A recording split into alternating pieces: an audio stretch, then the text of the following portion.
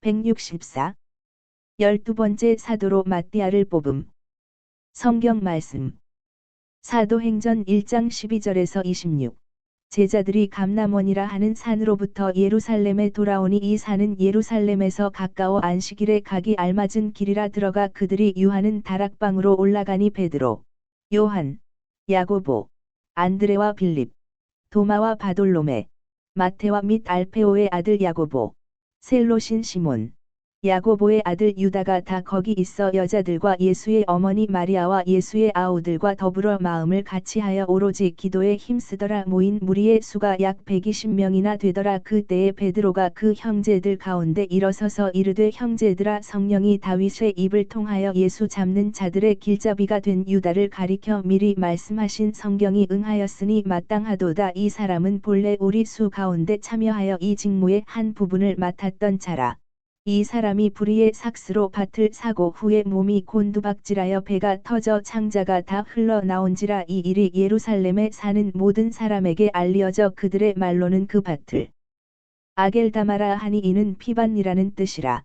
시편에 기록하였으되 그의 거처를 황폐하게 하시며 거기 거하는 자가 없게 하소서 하였고 또 일렀으되 그의 직분을 타인이 취하게 하소서 하였도다. 이러함으로 요한의 세례로부터 우리 가운데서 올려져 가신 날까지 주 예수께서 우리 가운데 출입하실 때에 항상 우리와 함께 다니던 사람 중에 하나를 세워 우리와 더불어 예수께서 부활하심을 증언할 사람이 되게 하여야 하리라 하거늘 그들이 두 사람을 내세우니 하나는 바사바라고도 하고 별명은 유스도라고 하는 요셉이요 하나는 마띠아라. 그들이 기도하여 이르되 뭇 사람의 마음을 아시는 주여, 이 두 사람 중에 누가 주님께 택하신 바 되어 봉사와 및 사도의 직무를 대신할 자인지를 보이시옵소서. 유다는 이 직무를 버리고 제 곳으로 갔나이다 하고 제비 뽑아 마띠아를 얻으니 그가 11 사도의 수에 들어가니라. PMG 말씀. 7. 부활과 성령 강림 24. 마티아를 뽑다. 조용한 저녁 무렵이다. 빛이 천천히 열버져 가면서 조금 전만 해도 주홍빛이던 하늘을 우아한 자수정 빛깔의 장막을 만들어 놓는다. 멀지 않아 어두워질 것이다. 그러나 당장은 빛이 아직 남아 있는데 그렇게도 뜨겁게 해가 내리쬐고 난 뒤에 활기가 없는 이 저녁 빛은 아늑하다. 사방에 높인 흰 담이 둘러쳐져 있는 최후의 만찬집의 마당은 넓은데 그 마당에는 부활 후 며칠 저녁을 그랬던 것과 같이 사람이 꽉 차 있다. 그리고 이 모임에서는 기도를 드리는 한결같은 소리가 올라오는데 기도는 이따금씩 묵상을 하는 휴식으로 중단된다. 집의 높은 담으로 둘러싸인 안마당에는 빛이 점점 더 엷어지고 어떤 사람들은 등불들을 가져다 사도들이 그 곁에 모여 있는 탁자 위에 놓는다. 베드로가 한가운데에 있고 그 양옆으로 알페오의 야고보와 요한, 그 다음에는 다른 사도들이 있다. 작은 불꽃들의 펄럭이는 빛이 사도들의 얼굴을 밑에서 비추어 그들의 얼굴 모습을 선명하게 나타내고 그들의 표정을 보여준다. 그의 첫 번째 임무 수행을 훌륭히 하려는 노력으로 긴장한 듯한 베드로의 정신 집중이 된 표정, 알페오의 야고보의 고행자다우면서도 온화한 표정, 차분하고 꿈꾸는 듯한 요한의 표정, 요한 옆에 있는 바르톨로메오의 사색하는 사람 같은 얼굴, 그 다음에는 토마의 발랄한 둥근 얼굴, 그 뒤에는 겸손으로 인하여 몸을 좀 구부리고 눈을 거의 감고 있어 표정을 잘 알아볼 수 없는 안드레아의 얼굴. 그 얼굴은 나는 자격이 없소 하고 말하는 것 같다. 안드레아의 곁에는 마테오가 다른 팔에 손에 팔꿈치를 얹고 그 얹은 팔에 손으로는 담을 꿰고 있다. 그리고 알페오 다음에는 지배자다운 얼굴에 예수의 눈 빛깔과 눈매를 꼭 닮은 눈매를 가진 타데오가 있다. 그는 참으로 군중의 지배자이다. 지금도 그는 다른 사도들이 모두 합해서 하는 것보다도 그의 활활 타는 듯한 눈길로 모임을 조용히 가지게 한다. 그러나 그의 본의 아닌 왕자다운 위엄에서는 지극히 겸손한 마음의 감정이 새어나오는 것을 보게 된다. 특히 그가 기도를 시작할 차례가 오면 더 그렇다. 주여, 당신의 자비와 성실 때문에 저희들에게가 아니라 당신의 이름에 영광을 주시어 다른 민족들이 그들의 하느님이 어디 있느냐 하고 말하지 못하게 하소서 하는 시편을 읽을 때에 그는 그를 선택하신 분 앞에 실제로 영혼이 무릎을 꿇고 기도를 드리며 가장 힘찬 감정에 그의 목소리가 떨린다. 그도 그의 온 기도로 이렇게 말한다. 저는 지극히 완전하신 당신을 섬길 자격이 없습니다. 그의 곁에 있는 필립보는 아직 청년인데도 벌써 나이가 들어 보이는 얼굴로 자기만이 아는 어떤 광경을 곰곰이 생각하는 것 같이 양손으로 양쪽 뺨을 누른 채 약간 몸을 기울이고 침울하게 앉아 있다. 그동안 열성당원은 멀리 위쪽을 바라보며 은은한 미소를 짓고 있는데 아름답지는 않지만 그의 근엄한 기품으로 인해 매력있는 그의 얼굴이 그 미소로 아름다워 보인다. 충동적이고 열정적인 제베데오의 야보고는 아직도 사랑하는 선생님께 말씀을 드리는 것처럼 기도를 드려서 12제 시편이 정열적인 그의 영에서 맹렬하게 튀어나온다. 그들은 깊고 지극히 아름다운 시편 118편을 한 귀절씩 읽어서 끝내는데 두 바퀴를 돌아서야 끝에 이르게 된다. 그런 다음 모두 조용히 묵상을 한다. 마침내 베드로가 앉았다가 어떤 영감을 받은 듯 다시 일어나서 주님이 하시던 것과 같이 양팔을 내밀고 큰 소리로 기도한다. 주님, 당신의 성령을 보내시어 저희들이 성령의 빛으로 볼 수 있게 해 주십시오. 말한 아타하고 모두가 말한다. 베드로는 말없는 간절한 기도로 정신을 집중하고 있다. 그러나 어쩌면 기도를 드리는 것보다는 오히려 말을 듣고 있는지도 모르겠고, 적어도 빛의 말씀을 기다리는 것 같다. 그러다가 다시 얼굴을 쳐들고, 팔짱을 끼고 있던 팔을 다시 풀고, 대부분의 사람에 비하여 키가 작기 때문에 안마당에 빽빽히 들어선 작은 군중을 내려다보고, 또 모든 사람이 볼 수 있게 그의 의자 위에 올라선다. 그러니까 그가 말하려 하는 것을 모두가 깨닫고, 정신 차리고 그를 쳐다보면서 입을 다문다. 형제 여러분, 유다에 관해 성령께서 다윗의 입을 통해 예언하신 성경 말씀이 채워져야 합니다.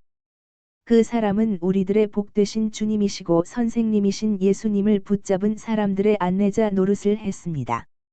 그 사람 유다도 우리 중에 한 사람이었고, 이 성직을 맡았었습니다.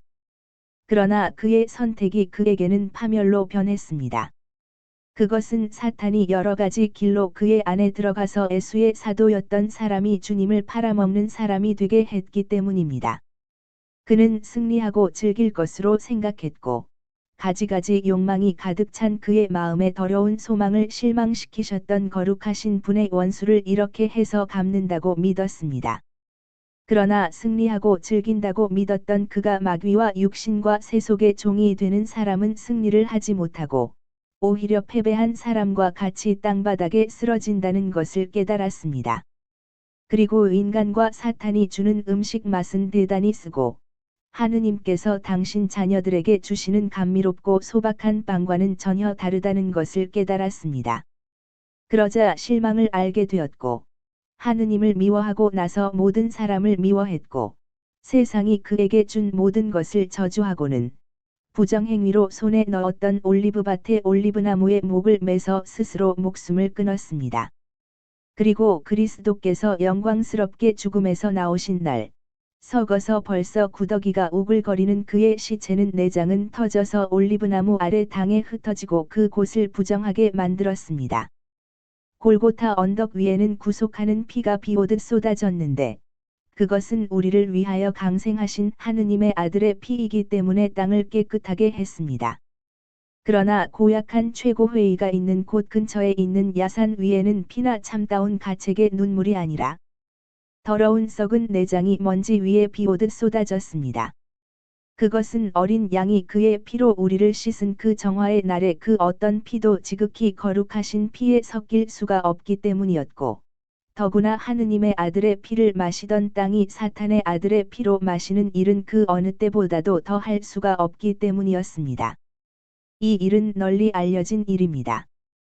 또 이 사실과 더불어 악마에 붙들린 사람다운 경로로 유다가 파렴치한 흥정의 대상이 되었던 돈을 성전으로 도로 가지고 가서 그 더러운 돈으로 대사제의 얼굴을 쳤다는 것도 알려진 사실입니다.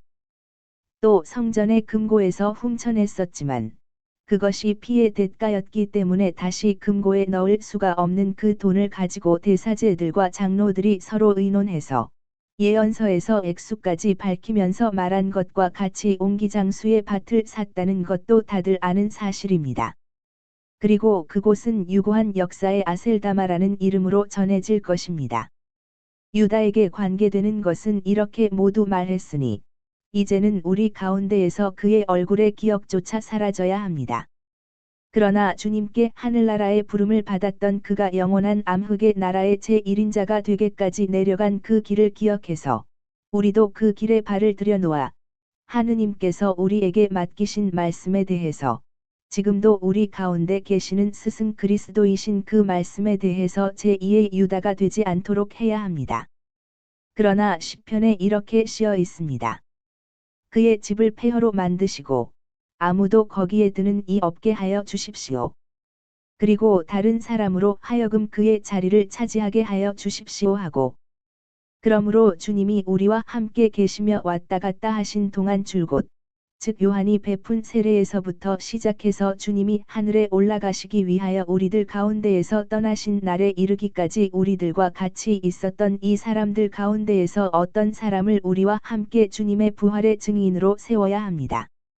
그리고 이 일을 빨리 해서 지극히 거룩하신 선생님에게서 성령을 받지 못한 그 사람이 주님께서 말씀하신 불의 세례에는 우리와 같이 참석해서 하느님에게서 성령을 직접 받아 성령으로 거룩하게 되고 비추어지고 우리가 가지게 될 힘을 그도 가짐으로써 판단을 하고 죄를 사해주고 우리가 하게 될 일을 하며 그의 행위가 유효하고 거룩한 것이 되게 해야 하겠습니다. 나는 충실한 제자들 중에서도 가장 충실한 제자들, 주님이 사람들에게 인정은 받지 못하시던 때에도 주님께 충실하며 벌써 주님을 위해 고통을 당한 사람들 중에서 그를 뽑자고 제안하겠습니다. 그들 중에 여러 사람이 메사아의 선구자 요한의 제자로 있다가 우리에게 왔는데 여러 해 전부터 하느님을 섬기는 일에 훈련이 된 사람들입니다. 그들은 주님께 매우 소중한 사람들이었고 그들 중에서 아기 예수 때문에 고통을 많이 당한 이사학이 가장 소중한 사람이었습니다. 그러나 여러분도 알다시피 주님이 승천하신 날 밤에 그의 심장이 부서졌습니다. 우리는 그것을 애석하게 여기지 않습니다. 그는 주님 계신 곳으로 간 것입니다. 그것이 그의 마음에 오직 하나뿐인 바람이었고 우리의 바람이기도 합니다. 그러나 우리는 순환을 겪어야 하는데 이사학은 벌써 순환을 겪었었습니다. 그러므로 이 사람들 중에서 몇 사람의 이름을 천거하십시오. 그래서 우리 민족의 관습에 따라 가장 중대한 상황에서는 모든 것을 아시는 지극히 높으신 주님께 그를 지명하실 권한을 맡겨드리면서 12째 사도를 뽑을 수 있게 하십시오. 그들은 서로 의논한다. 가장 중요한 제자들, 목자들이 아닌 제자들 중에서 이 충실한 제자였던 아들과 함께 그리스도를 위하여 순교한 아버지에게 경의를 표하기 위하여 사바의 요셉의 아들 요셉을 열 사도와 만장일치로 천거한다는 것을 베드로에게 알리고 또 같은 이유로 그리고 그의 첫 번 스승이었던 요한에게 경의를 표하기 위하여 마티아를 추천한다는 것을 알리는 데에는 시간이 많이 걸리지 않는다. 베드로가 그들의 결의를 받아들이자 그들은 두 사람을 탁자 앞으로 나아오게 하고 그동안 히브리인들이 흔히 하는 태도로 두 팔을 앞으로 내밀고 기도한다. 모든 사람의 마음을 아시는 오직 한 분이시고 세 위이신 하느님 성부, 성자, 성신이신 지극히 높으신 주님. 이 두 사람 중에서 이 성직과 이 사도직에서 배임 행위를 한 유다의 자리에 들어와 그를 대신할 사람으로 선택하신 사람을 알려주십시오. 마라나타 하고 모두가 일제히 말한다. 주사위나 제비를 뽑는 데 쓰는 다른 물건도 없고 그렇다고 이 일에 돈을 쓰기는 싫어서 그들은 안마당에 널려 있는 작은 조약돌들을 보잘것없는 작은 조약돌들을 흰 것과 검은 것을 똑같은 수로 집어서 흰 것은 마티아의 것으로 검은 것은 요셉의 것으로 정한다. 그들은 어떤 자루에 들어있는 물건을 꺼내고 그 자루에 그 조약돌들을 넣고 흔들어서 베드로에게 내민다. 베드로는 자루에 축복의 손짓을 하고 손을 넣고 별이 총총 박힌 하늘을 쳐다보며 기도하고 조약돌 한 개를 꺼낸다. 눈같이 흰 돌이다.